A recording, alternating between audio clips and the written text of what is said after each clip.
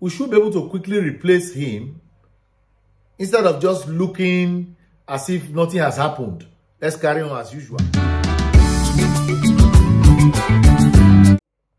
Today we're going to discuss players' movement and likely transfers for Arsenal, and how some players' careers have been shaped up by their attitude and their decisions. We start straight with Constantino Mavropanos. Constantino Mavropanos was Arsenal's former defender, but who was loaned to Stuttgart.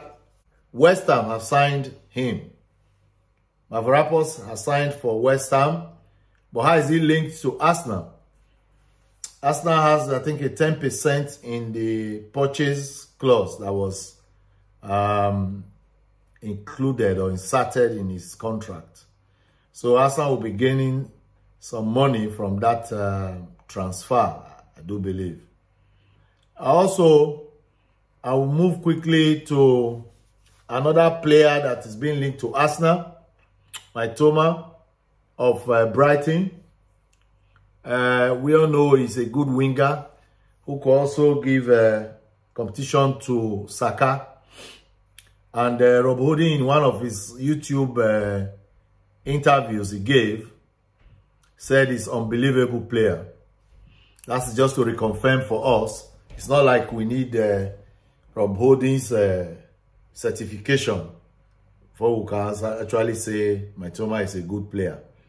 So Mykhailo is being chased to by Manchester City as well, also learned. And Arsenal is also being linked with him. And then we quickly drive the train to Ajax.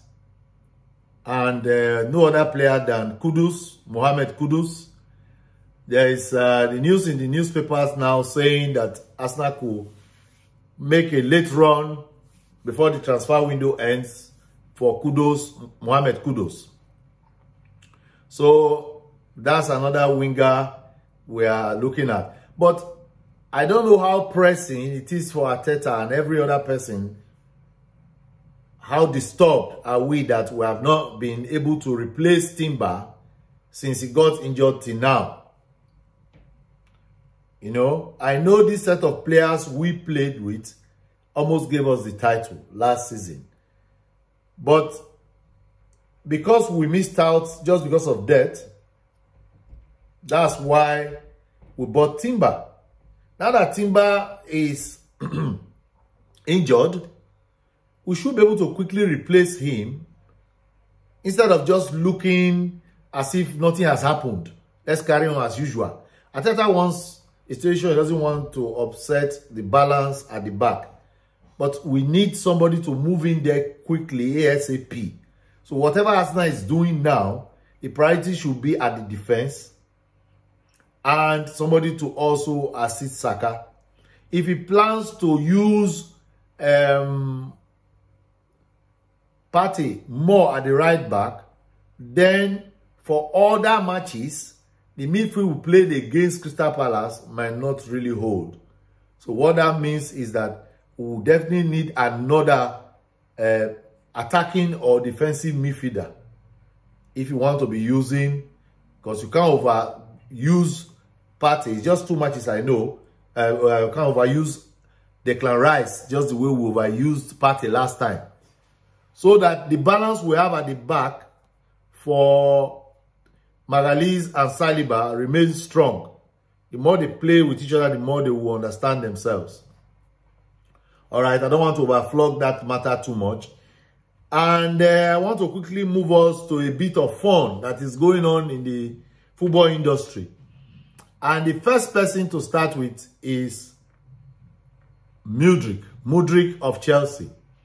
Remember, Mudryk of Chelsea was bought around 88 million, thereabout, by Chelsea from Brighton. And up to date, Mudryk has only scored 2 goals in 19 appearances. 2 goals only in 19 appearances. And why did I bring his case up? Some Arsenal fans saw him driving in his vehicle around London after the defeat of Chelsea against West Ham. Remember, West Ham beat Chelsea with all their heart, wholeheartedly 3-1. So he was seen driving around, and it was while he was driving around that some Arsenal fans stopped his car, stopped him while he was maybe in traffic, and they went near him to tease him. You see, how are the mighty falling? They teased him that he did say Arsenal was the club of his dream. What could have gone wrong? They were teasing him. You said Arsenal is the club of your dream. Of course, Mudryk was just looking, He couldn't talk. He was just watching. And then there was one man seated on his right. I'm told it's on TikTok, this thing. I read it in Daily Star newspaper.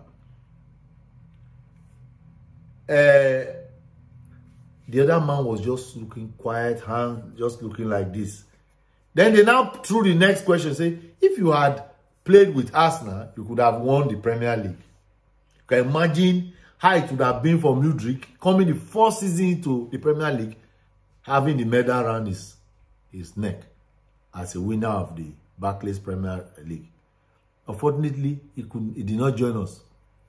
And now, this is where players' decisions and their actions, their attitude, land them where they don't want to find themselves. Now he's in Chelsea. Chelsea has played 2 games this season with a new coach, Pochettino. He did not start. So what does that mean for Mudryk? We don't know. The decisions they make.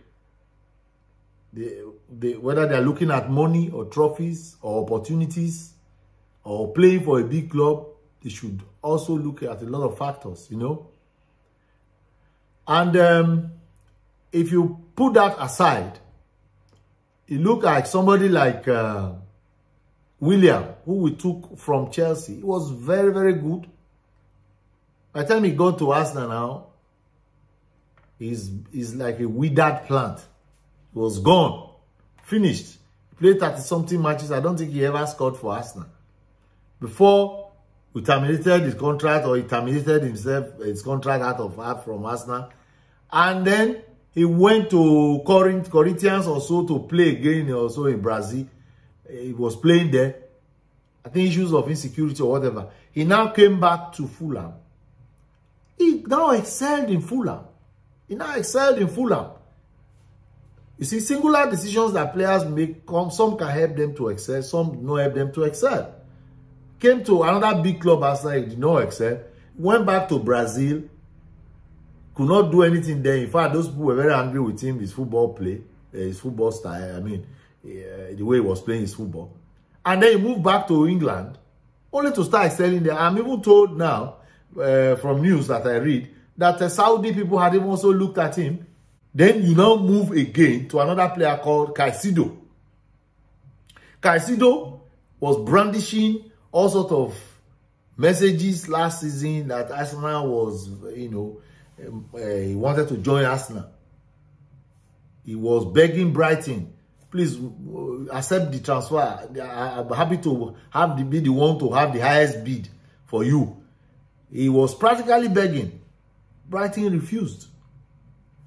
Now, will he be regretting that going to Chelsea, he has not even put 2 feet down? What Nigeria will say is like, you are standing with one leg.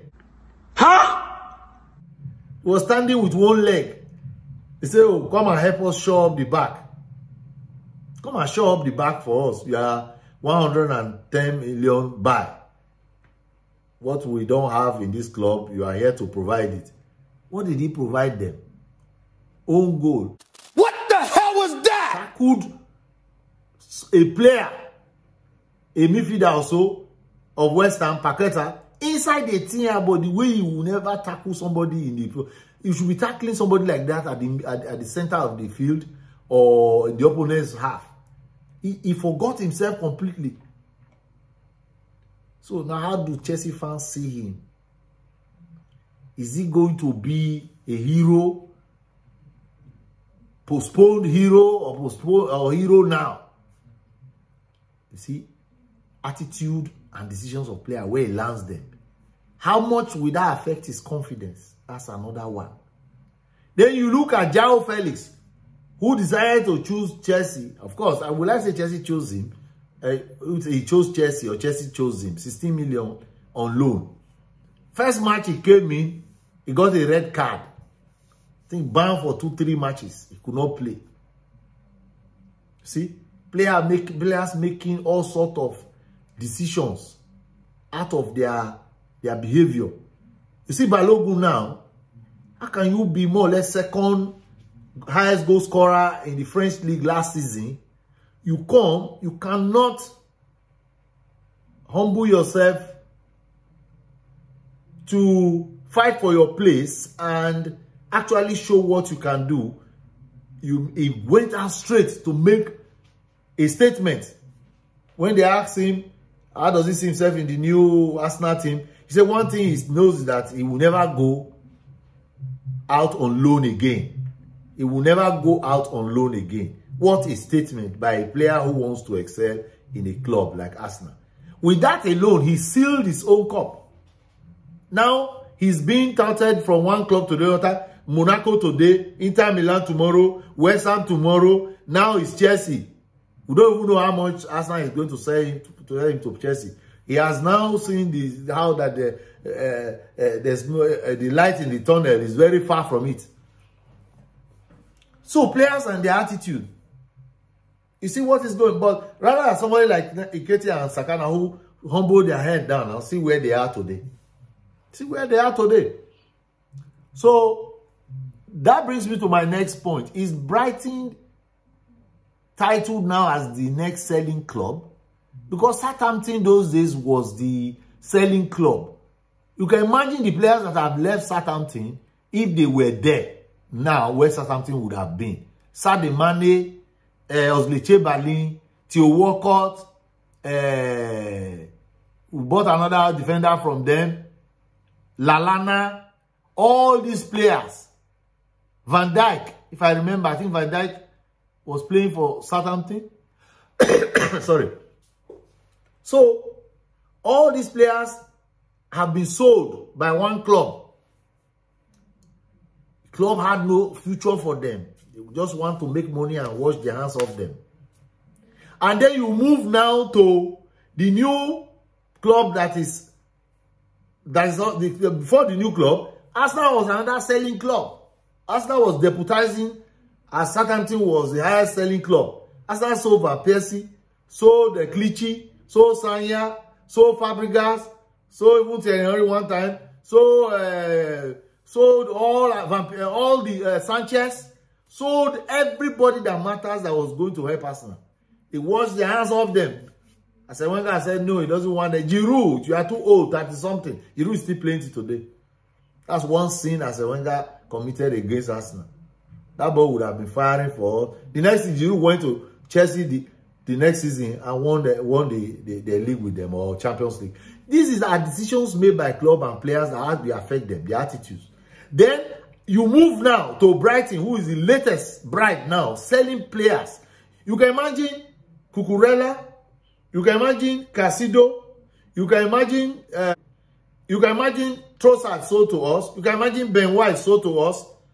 Now there are even news going on for Mitoma and Ferguson going on now. They've sold all these players. You can imagine if all these players were in one club. I'm not saying we're very happy to have them from their club. I'm just saying what the decisions of players and clubs have led them to. So I just want us to know, put your comment below. Let us review it. Is it a plus for clubs to have sold their players, their best players? Or is it a plus? Is it a plus for clubs to have sold their best players and gain money? Or would it have been a plus for them to have retained them? Let me have your comments below. We just want to rub minds together and discuss it. And then the final one, which is the joke of the day, Last time, you know, I told you people wish Guardiola well why he did his surgery, you know, and we'll still stand by that.